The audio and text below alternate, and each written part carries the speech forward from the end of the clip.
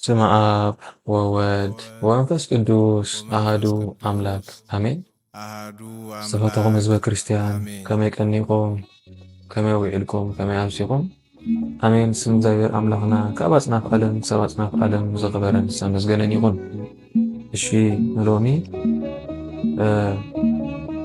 መጽሓፍ መክብብ ዝብል ሒዘልኩም መፅእ ኣለኹ። መጽሓፍ መክብብ ምዕራፍ 3 በስመ አብ ወወልድ ወመንፈስ ቅዱስ አሐዱ አምላክ አሜን።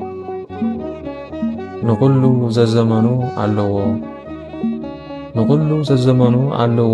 ኣብ ዓለም ዘሎ ኩሉ ነገር ከዓ ገግዚኡ ኣለዎ። እትውለደሉ ጊዜ ኣሎ፣ እትሞተሉ ጊዜ ኣሎ፣ እትተኽለሉ ጊዜ ኣሎ፣ ንዝተተኽለ እትምንኩሰሉ ጊዜ ኣሎ።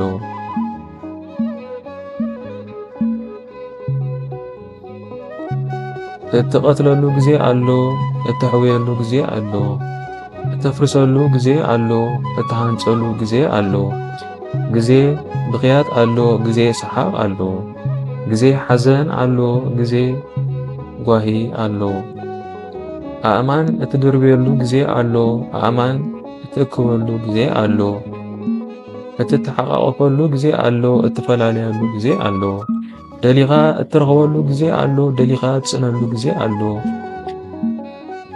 እትእርነበሉ ጊዜ ኣሎ፣ እትድርብየሉ ጊዜ ኣሎ፣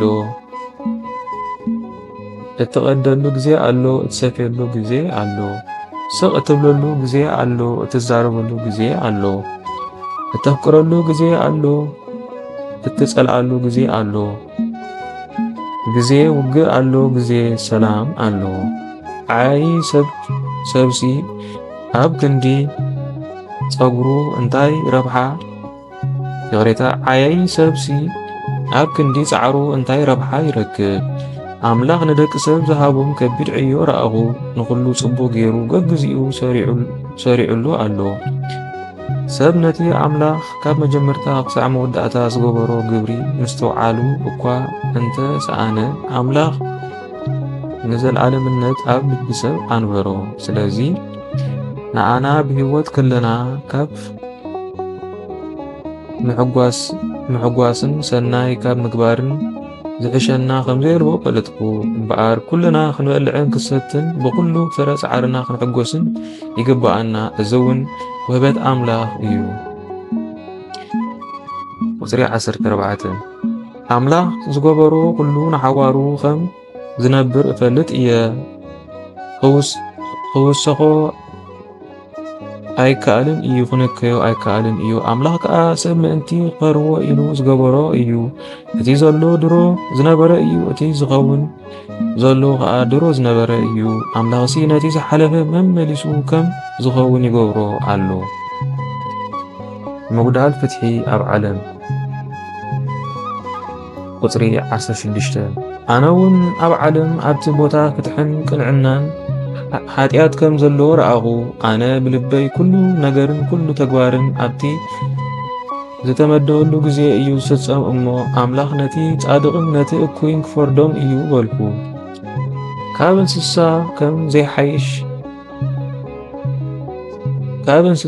ከም ዘይንሓይሽ ባዕልና ምእንቲ እንግንዘብ ኢሉ ኣምላኽ ይዕዘበና እዩ ዘሎ እውን በልኩ። ብጽዒት ደቂ ሰብ እንስሳ ሓደ እዩ፣ ክልቲኦም መወቲ እዮም። ፍጥረቶም ሓደ እዩ፣ ሰብ ካብ እንስሳ ዝሕሸሉ የብሉን። ከመይ ኩሉ ከንቱ እዩ። ሰብ ኮነ እንስሳ መወዳእቶም መሬት እዩ። ክልቲኦም ካብ መሬት እዮም ተፈጢሮም፣ ናብ መሬት ከዓ ይምለሱ።